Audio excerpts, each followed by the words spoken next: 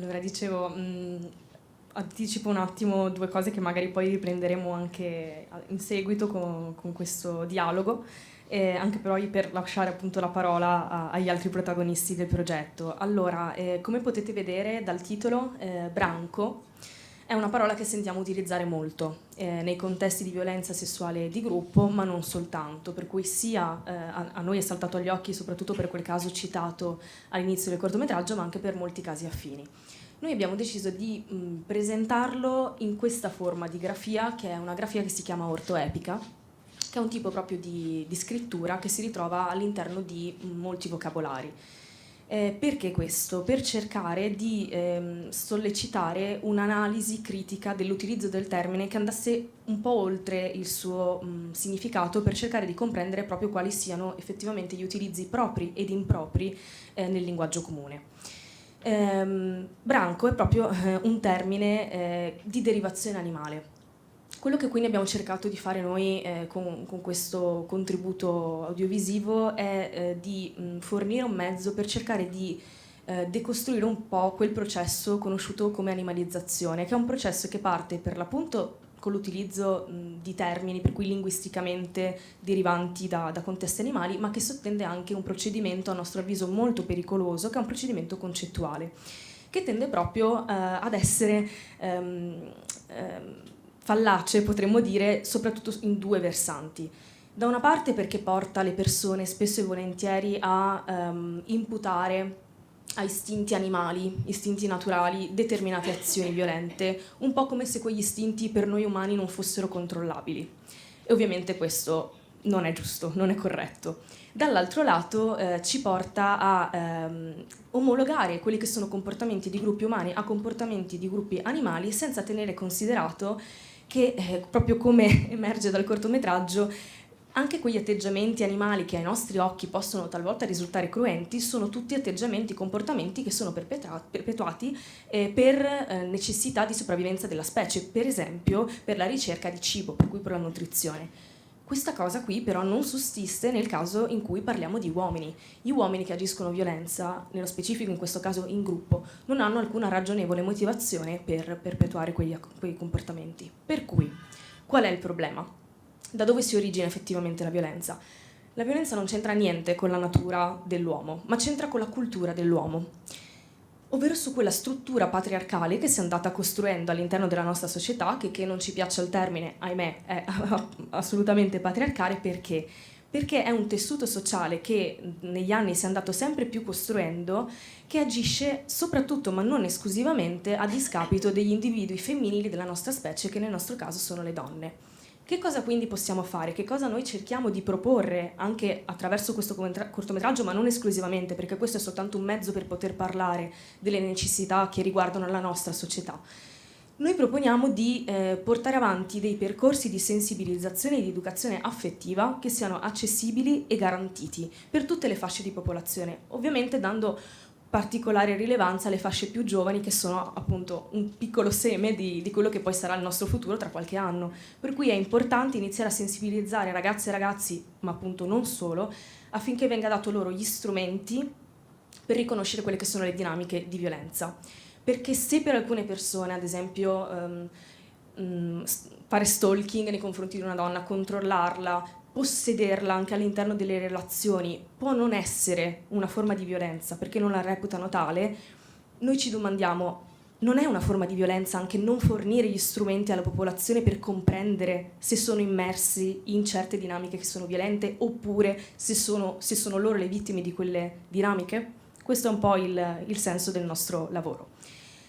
Io non mi dilungo oltre perché per me è importante che parlino i ragazzi, senza i quali ovviamente non sarebbe stato possibile nulla. Ciascuno ha contribuito in maniera importantissima, con le sue peculiarità, con la sua sensibilità, come dicevamo prima, e quindi io inizierei da Alice, che è la più vicina. Vieni Alice. Parli da lì, come preferisci. Vai con il microfono, sì sì. Salve a tutti, io sono Alice Molari e in questo cortometraggio ho partecipato come casting coordinator e anche ho gestito poi le comparse durante le riprese, oltre che comunque sono stata anche segretaria di edizione. Buongiorno a tutte e tutti, io sono Fiammetta Monetta, Ho lavorato nel reparto fotografia come gaffer, quindi in realtà ero a stretto contatto con Manuel che si presenterà a breve, e quindi ho lavorato alle luci del cortometraggio prevalentemente e poi diverse altre cose, insomma i set richiedono sempre tanto lavoro di tanti tipi.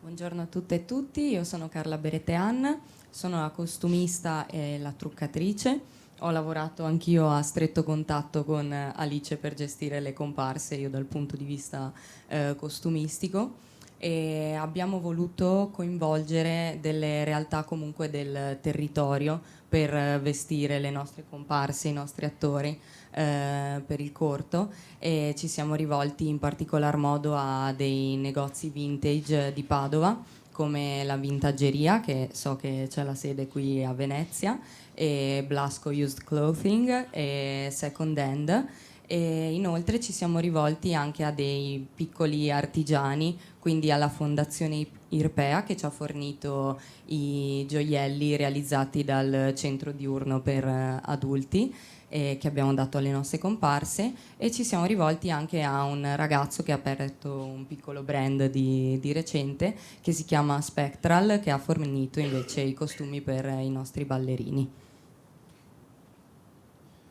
Buon pomeriggio a tutti, io invece sono Manuel Barutta e sono il direttore della fotografia di questo cortometraggio, quindi appunto mi sono occupato delle riprese, delle luci sul set e sono anche il fondatore di Stranding Studios, che è il collettivo con cui inizia questo cortometraggio, di cui fa parte anche Gaia, e tutti quanti insieme ci siamo occupati, ognuno di noi, di un reparto diverso della produzione. Appunto io alla fotografia, Gaia alla regia e anche alla scrittura del corto, e sempre un altro nostro collega, Roberto Nicoletto, anche lui in sceneggiatura, insieme sempre a Gaia. E niente, insomma, questa era la mia parte, insomma, in questo lavoro che ha dato a tutti quanti grande soddisfazione e anche grande orgoglio di aver partecipato a un prodotto di questo genere. Mi aggiungo per dire che appunto, come anticipato prima, noi siamo una piccola rappresentanza della troupe che però è composta da 16 ragazze e ragazzi, ma come avete visto anche tramite i titoli di coda poi le persone che hanno accolto questo progetto sono moltissime, per cui ci teniamo anche a ringraziare. Ovviamente non possiamo citare i nomi di tutto perché sono 153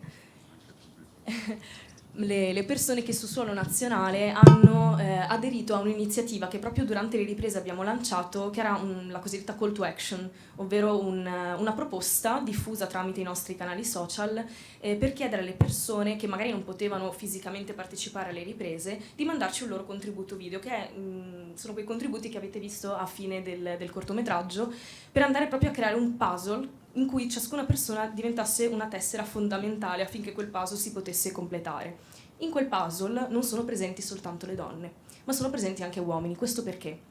Perché se è vero che di solito si tende a parlare di queste tematiche, ahimè, quasi esclusivamente con un pubblico femminile, la violenza di genere non riguarda solo le donne, anzi riguarda soprattutto gli uomini, per cui è importante cercare di decostruire questa struttura culturale proprio a partire da entrambi i generi, se vogliamo parlare di diciamo il genere femminile e il genere maschile, per cui nella dicotomia.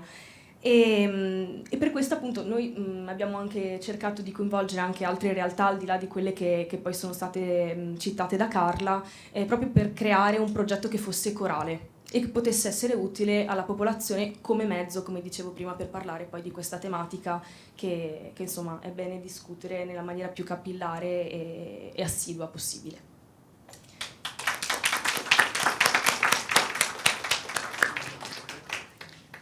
Sì, se ci sono domande siamo qui.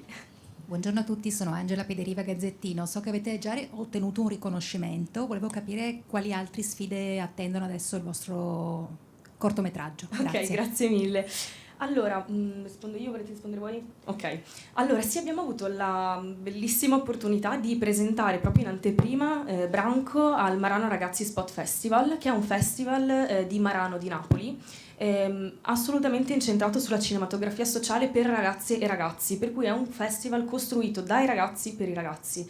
È stata un'esperienza bellissima, tra l'altro ho avuto la fortuna di poter partecipare anche di persona e è stata una settimana bellissima e il cortometraggio ha vinto il premio della giuria 10-18 proprio del festival, quindi insomma un riconoscimento che ci ha emozionato moltissimo proprio perché siamo riusciti a parlare con quella fascia di cui citavamo prima, ovvero la fascia più giovane della popolazione, che ha risposto tra l'altro con un'attenzione e un coinvolgimento incredibile. Questa è una cosa che non avevo mai detto, i ragazzi la sanno, ma a seguito della proiezione è stato instaurato un dibattito con il pubblico di giovani presenti e la cosa più bella è stata non ricevere nessuna domanda perché tutte le ragazze e i ragazzi alzavano continuamente la mano per dare una loro visione e dare una loro testimonianza anche degli episodi che avevano vissuto nel loro piccolo o neanche troppo nel loro piccolo, per cui si è proprio creato un terreno fertile in cui i ragazzi si sono sentiti sicuri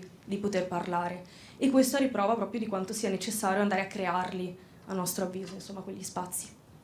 E mi sono dimenticata della parte finale della domanda, che era che cosa attende in futuro. Allora, noi attualmente stiamo cercando di inserire questo cortometraggio in dei contesti che siano ben strutturati, nel senso che cerchiamo di evitare proiezioni che non abbiano un pre o un post dibattito, proprio per cercare sempre di più di fornire gli strumenti per comprendere bene questa tematica.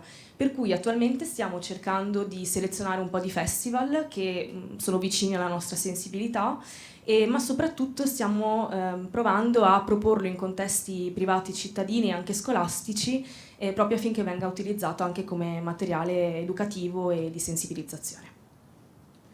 Grazie a lei. No, grazie, veramente. Io mi emoziono ogni volta che lo vedo, dico la verità. Come pensate di utilizzarlo adesso come strumento? Dicevi, i ragazzi rispondono, i ragazzi fanno venire a galla anche delle esperienze che hanno avuto che possono essere più o meno significative. Ma come pensate di utilizzarlo, di appunto usarlo come elemento di dialogo, elemento di presa di consapevolezza? Cioè avete già qualche idea di, appunto, non so se andare nelle scuole o avere altre occasioni con cui possa essere uno strumento di dialogo e di presa di consapevolezza, appunto, soprattutto da parte dei ragazzi, perché io credo che parla molto ai ragazzi. Come dico spesso, poi il linguaggio per i ragazzi lo capiamo anche noi adulti, viceversa è molto più difficile. Per cui per questo credo sia potente il messaggio che dà il corto. Ok, allora sì, proprio riprendendo il contesto strutturato che dicevo prima, secondo noi la cosa migliore è che questo corto, ed è il motivo per cui stiamo cercando di portare effettivamente avanti questo obiettivo, venga affiancato da persone che hanno una pluralità di competenze in materia. Nel senso, noi abbiamo potuto mettere a servizio della comunità quelle che appunto sono le nostre competenze in ambito cinematografico. Ciascuno ovviamente con le sue peculiarità, però non siamo professionisti del settore come possono essere ad esempio le persone che lavorano nei CAV, che sono i centri antiviolenza, per cui auspicabilmente questo cortometraggio andrebbe bene se venisse proiettato in contesti che prevedono anche di essere coadiuvati da persone che possano poi approfondire e anche dare indirizzare i ragazzi per rivolgersi qualora avessero bisogno, ma anche per comprendere da più punti di vista il fenomeno, che non è soltanto un fenomeno culturale, è estremamente culturale come radice, ma che deve essere gestito da una pluralità di competenze che noi, insomma, nel nostro piccolo ovviamente non possiamo custodire, in quanto non ci occupiamo specificatamente di quello. Per cui direi appunto in contesti strutturati in questo senso, con persone che possano supportare il mezzo che noi forniamo. E anzi, mi collego anche a un'altra cosa, abbiamo cercato proprio di mostrare quella che è una dinamica di violenza, cercando però di non soffermarci sull'aspetto voyeuristico dell'immagine. E su questo però io lascerei la parola a Fiammetta, perché so che è una tematica che a lei sta molto a cuore, per cui vi lascio in buone mani. Grazie. Sì, ecco, il discorso è questo. Io credo che questo cortometraggio sia particolarmente potente, paradossalmente proprio perché non colpisce tanto alla pancia quanto alla testa. Perché? Perché non c'è nulla di esplicito. Noi siamo un po' abituati come collettività, senza neanche tanto rendercene conto, ad avere un interesse un po' morboso verso notizie di questo tipo. E questo approccio così morboso in realtà dà vita a poi tutto un altro ciclo di violenze ulteriori. A proposito della capillarità che nominava prima Gaia, la violenza è trasversale, in sostanza è trasversale, è circolare, è veramente una cosa infinita, perché c'è una violenza prima, c'è una violenza durante, ma soprattutto c'è una violenza dopo. E questo aspetto voyeuristico di voler andare a indagarla, questa violenza, riempirci gli occhi anche proprio delle prove video di queste violenze che esistono, è un bel problema, è davvero un bel problema. A me questa tematica sta particolarmente a cuore, anche perché mi rendo conto di quanto sia davvero capillare, perché tutti i giorni, comunque come giovani siamo sempre bene o male sui social, tutti i giorni con grande facilità ci ritroviamo davanti decine, centinaia di persone che nelle sezioni commenti di certe notizie, invece di magari aprire una discussione, ragionare su quanto accaduto, sul contenuto della notizia, chiedono i link ai video della violenza in questione, oppure scrivono ditemi il profilo di questa ragazza, perché per andare anche poi magari ad indagare se per caso questa ragazza possa essersi meritata addirittura questo trattamento, perché magari poi si scopre, andando a vedere il suo profilo social, che lei aveva pubblicato delle foto in costume da bagno. Questo genere di cose qui. Per questo dico, violenza trasversale e circolare, non si finisce mai.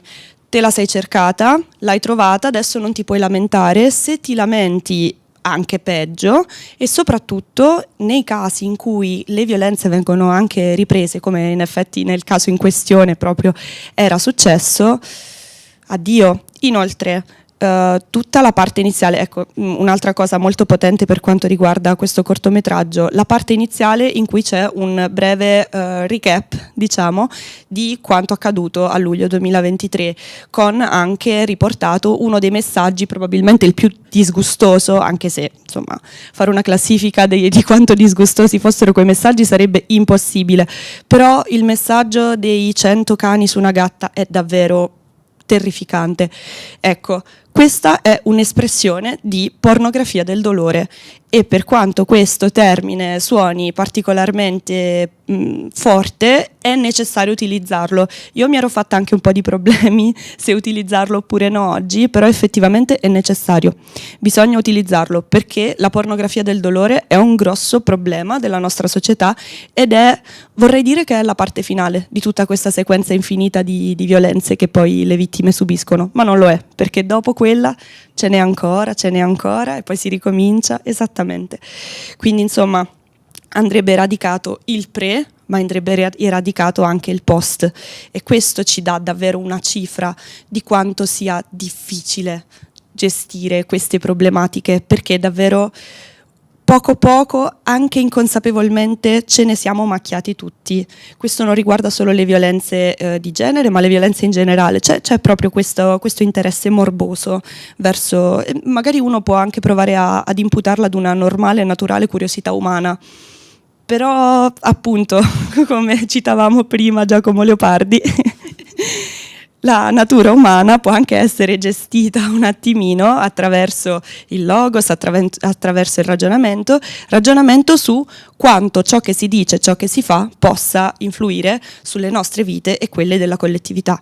Quindi eventi come quello di oggi sono fondamentali, cortometraggi come quello di Gaia, bravissima comunque, dopo un altro applauso a Gaia per favore, sono fondamentali perché il cinema comunque ha un potere particolarmente forte nel trasmettere questi messaggi, come diceva anche lei, soprattutto ai ragazzi, però non solo. E questi linguaggi, tra l'altro, linguaggi cinematografici, insomma codici cinematografici all'interno del cortometraggio, spero siano stati apprezzati, tutti i dettagli in rosso, le scarpe rosse, insomma niente è lasciato al caso, e tutto torna a ricordarci che questo problema non è circostanziale, non riguarda il 7 luglio del 2023, ma riguarda tutti i giorni della nostra vita e tutte le persone, noi compresi.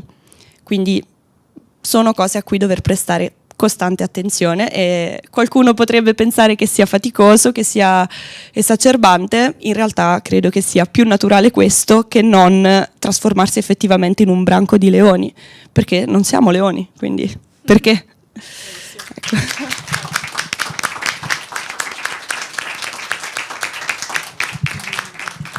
Buongiorno, sono Cavallaro, sono un collaboratore del consigliere Arturo Lorenzoni. Intanto vi ringrazio, sarò velocissimo, per questa preziosa testimonianza che ci avete dato stamane, ed è bello vedere qui a Palazzo Ferrofini dei giovani, e se dovessi dare un titolo direi proprio la meglio gioventù, no?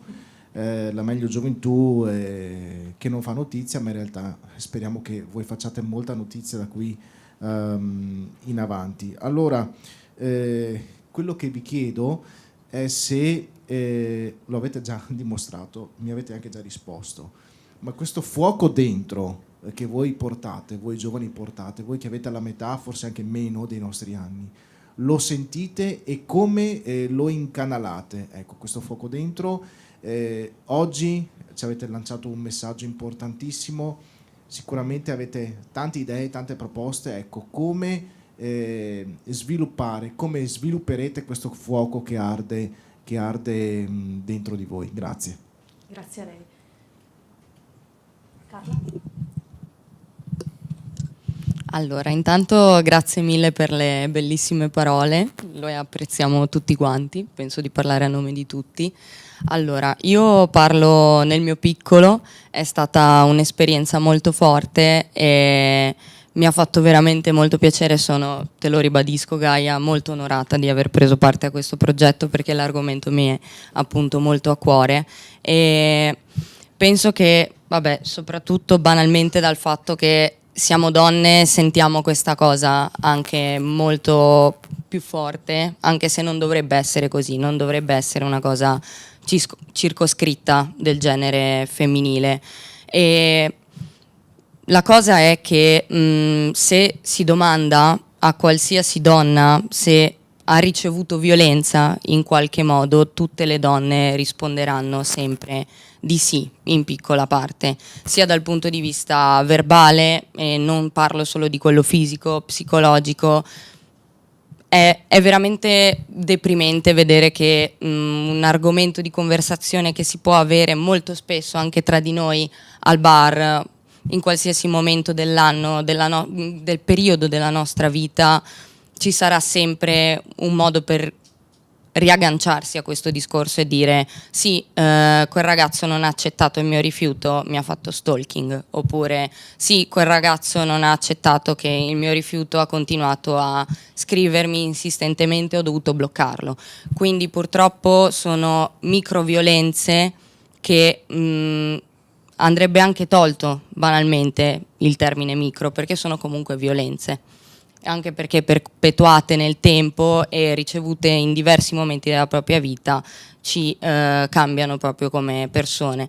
Quindi sento che sia una cosa che va fatta assolutamente, di parlare il più possibile di queste esperienze, perché molto spesso magari c'è anche il pensiero nelle famiglie, oppure radicato in molte persone, di dire i panni sporchi si lavano a casa, quindi ognuno deve gestire le proprie questioni singolarmente, da solo, combattere le proprie battaglie, ma qua non si tratta di singole esperienze, si tratta di una collettività e dobbiamo vederci come tale e vederci come un supporto, perché tante donne si sentono da sole e sentono che devono portare questo fardello senza l'aiuto di nessuno. Quindi è giusto far sapere alle donne che non sono da sole, che ci sono delle realtà che le possono aiutare e che possono essere ascoltate, e soprattutto, a prescindere da quale voglia essere il verdetto finale, diciamo, della conclusione di un'esperienza del genere, che vogliano denunciare, che non vogliano denunciare, non si dà valore a un'esperienza solo se dietro c'è stata una denuncia, si è andati in tribunale, eccetera. Ognuno gestisce il dolore e reagisce alle situazioni in modo diverso.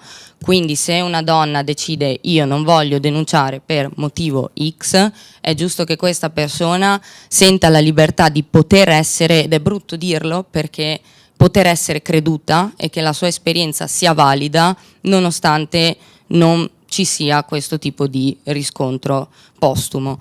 Quindi secondo me bisogna sensibilizzare a riguardo, oltre che per educare i giovani e per appunto sensibilizzare, anche per far sapere a queste persone che non sono da sole e che ci sarà sempre un supporto disponibile, delle vie possibili, differenti a seconda della necessità. Ecco.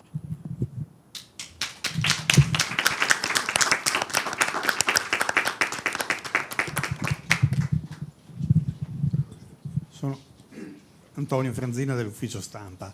Volevo chiedere, chi ha scelto il sottotitolo? Niente è più umano della violenza. E glielo chiedo per sapere perché sia leggendolo e rileggendolo, sia pensando al video, viene spontaneo pensare ad Hannah Arendt, la sì, banalità del male. certo. Cioè niente è più umano della violenza. E i motivi che portarono la Arendt a scrivere quel testo e di cosa parlava. Ecco, era una curiosità. Certo. Ma adesso io non mi ricordo bene, perché è stata una delle prime cose che avevamo scelto. Comunque ne abbiamo parlato un po' tra di noi e abbiamo deciso proprio di utilizzare questo sottotitolo un po' per il discorso che dicevamo prima, cioè la violenza bisogna stare bene attenti a definirla, perché per esempio, proprio per rientrare nel procedimento di animalizzazione, quell'animale è più che una violenza, è un'azione cruenta. La violenza, in quanto perpetrata contro un altro individuo senza ragionevoli motivazioni, è solo ed esclusivamente umana. E questo mi porta anche a riprendere un attimo il filo che ha lanciato Carla parlando di microviolenze. È vero, esistono macroviolenze, ma sono tutte violenze e potremmo, in cuor di metafora mi viene in mente adesso, identificarle come piccoli fili di un grande tessuto, di una trama che diventa la trama della nostra storia, intesa come storia umana. Chi altri, se non i protagonisti di quella trama, possono modificare la storia? Per questo niente è più umano della violenza, perché è umana, non è naturale. E poi c'è anche, lei lo ha detto adesso tra le righe, branco. In italiano ha senso il vostro gioco di parole, in inglese o in tedesco no. Perché? Perché l'inglese e il tedesco distinguono nettamente tra il branco di animali, cioè gli animali, tra parentesi facendo proprio anche delle suddivisioni, non so, i pesci, i cani, i lupi, e la gang, la banda violenta, cioè la distinzione tra le due cose. Come diceva lei, gli animali cacciano anche per sopravvivere, cioè è una necessità, non è un bisogno connaturato di far del male agli altri inutilmente. Questo era il concetto. C'è qualcun altro che vuole intervenire? Se no adesso prego il professor Lorenzoni salire anche lui e fare la... Ah, vai. Io volevo dire una cosa per ricollegarmi al discorso di Carla per quanto riguarda il fatto che non dovrebbe essere soltanto delle donne che dovrebbero essere sensibili o comunque interessarsi a questo tipo di tematiche, ma anche la mia parte sostanzialmente. E volevo dire che a proposito anche del cosa ci ha spinto a questo fervore di voler lavorare a questo progetto, personalmente parlando mi capitò una volta di essere al bar con degli amici e c'era anche una ragazza con noi e abbiamo assistito tutti quanti in gruppo insieme sostanzialmente alla violenza verbale perpetrata nei confronti di questa nostra amica. Noi ragazzi eravamo infervorati, eravamo arrabbiati per quello che era successo, mentre la nostra amica, con una tranquillità che ci ha pietrificato, ci ha semplicemente detto che per lei così era tutti i giorni. E lì si è aperto un vaso di Pandora, di essere consapevoli di quanto in realtà molte cose vengono fatte passare come o cose normali o semplicemente ci se ne lava le mani perché tanto non ci riguarda noi come genere maschile, come cosa. E da lì in poi è stato sostanzialmente un percorso di cercare di capire sempre più di come in realtà è difficile andare contro cose che vengono considerate normali. È normale insistere con una persona se gli si dice un no, è normale vedere cosa fa, è normale cercare di additarla per qualsiasi cosa faccia che possa aver portato a quel rifiuto o a Dio solo sa che cosa. Ed è difficile, è tanto difficile, ma io sono convinto che attraverso il semplice cercare di mettersi nel panni degli altri è possibile riconoscere quanto sia anche semplicemente una cosa che per tutti quanti noi viene fatta passare come normale, ma si fa così, in realtà sia una cosa che crea tanto, nel minore dei casi, disagio, nei peggiori non dico neanche cosa. Però questo è stato, diciamo, per me il motivo per cui mi sono sentito non soltanto orgoglioso, ma anche in dovere di partecipare a questo progetto, e anche perché attualmente non si fanno più, diciamo, quando si trattano di queste tematiche non si fanno più momenti di silenzio, ma si fanno momenti di rumore, perché non possiamo più stare zitti di fronte a queste tematiche, e bisogna sempre cercare di attirare il più possibile l'attenzione su questa cosa qua. E quindi io sono contento di aver partecipato, anche Stranding Studios è contento di aver partecipato a questo progetto facendo una cosa che ci riguarda, ovvero il cinema, e di aver potuto contribuire a questo rumore facendo quello che ci piace fare sostanzialmente. E è un percorso difficile, è un percorso lungo, perché non è facile mettersi in discussione, ma lo si può fare ed è nostro dovere farlo.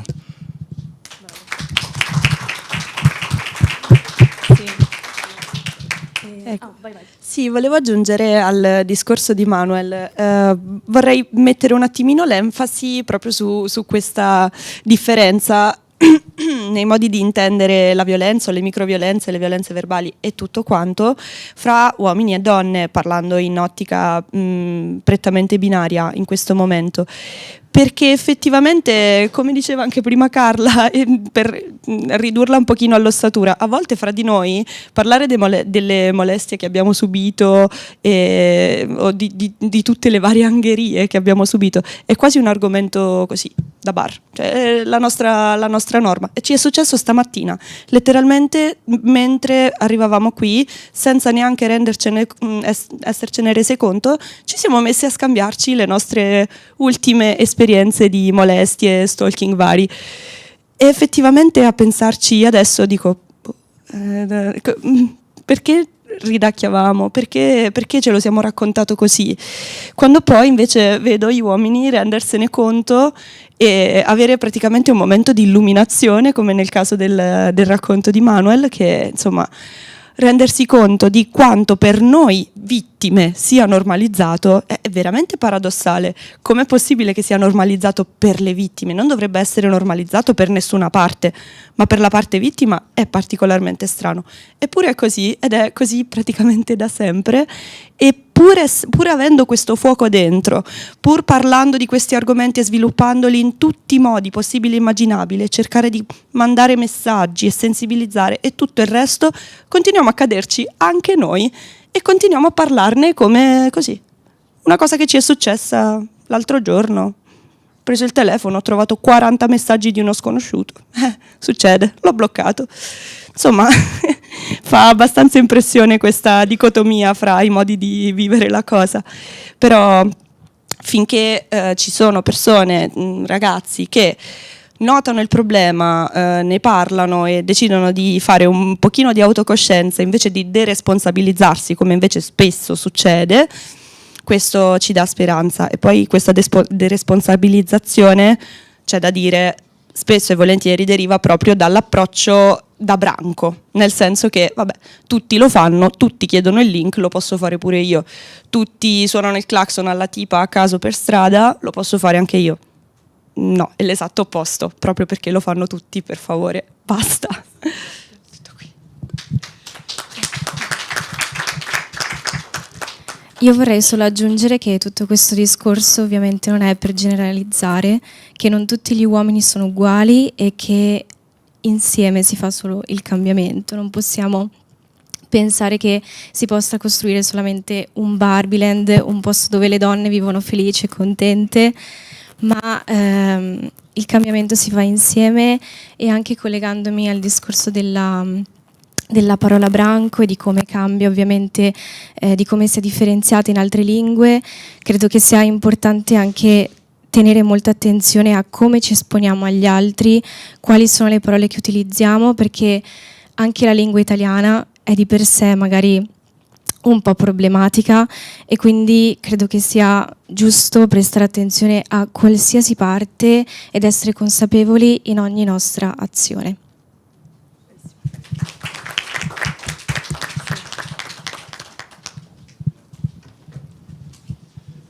Due parole per concludere, per ringraziarvi veramente, veramente tanto. Io credo sia stato importante portare il linguaggio sul livello veramente di quello che è la sensibilità di chi vive questi temi quotidianamente, e credo che insomma le testimonianze che abbiamo avuto siano assolutamente significative da questo punto di vista. E i concetti che sono stati detti sono veramente importanti. Se io penso al dibattito che abbiamo avuto nell'aula di questo Consiglio, cioè il fatto che si neghi la violenza e si dica non serve prendere consapevolezza, il problema non esiste, parlo di 2 o 3 settimane fa in questo palazzo, è una cosa veramente incredibile da tanti punti di vista. Quindi la testimonianza che avete dato voi motiva, giustifica, dà valore al percorso che questo Consiglio ha iniziato nelle scorse settimane, e che deve diventare come dicevi bene, no? Sono tanti fili che fanno poi una trama e che fanno la nostra storia alla fine. Ecco, dobbiamo lavorare perché la nostra storia non sia una storia di perpetuazione di cose che magari non vanno. Su tanti fronti si è fatto dei passi avanti, su questo devo dire la nostra società fa più fatica. E è importante usare il linguaggio giusto, è importante avere la sensibilità giusta. Io mi rendo conto, le barzellette che raccontavamo da bambini, quando le racconto ai miei figli mi dicono papà ma non fa ridere, cioè ma cosa stai dicendo? Quindi ho praticamente dimenticato tutte le barzellette di una vita, però effettivamente la sensibilità è molto diversa e non fa ridere nel momento in cui si ride di qualcuno. E decide se fa ridere o non fa ridere chi è l'oggetto dell'attenzione, della battuta, della cosa, non chi fa quella battuta, chi racconta la barzelletta, chi usa il linguaggio. E l'abbiamo capito bene credo oggi. Dobbiamo ascoltare le persone, avere rispetto e imparare a capire quando le nostre parole, i nostri comportamenti feriscono, perché non basta più la sensibilità di un tempo, oggi una sensibilità diversa, più attenta, e devo dire anche più capace di costruire comunità. Per cui ecco, grazie, io mi auguro che il percorso che state facendo possa intersecarsi ancora con quello del Consiglio, se ci saranno occasioni farà piacere. L'osservatorio che è stato avviato avrà dei momenti di presenza probabilmente nei vari livelli delle istituzioni, avrà sicuramente delle occasioni per costruire comunicazione, per costruire sensibilità, e quindi ecco, contiamo sul vostro aiuto, sulla vostra capacità di usare le parole giuste, usare le immagini giuste, usare la sensibilità giusta. Quindi grazie a tutti quelli che sono presenti e a coloro che ci hanno seguito da lontano.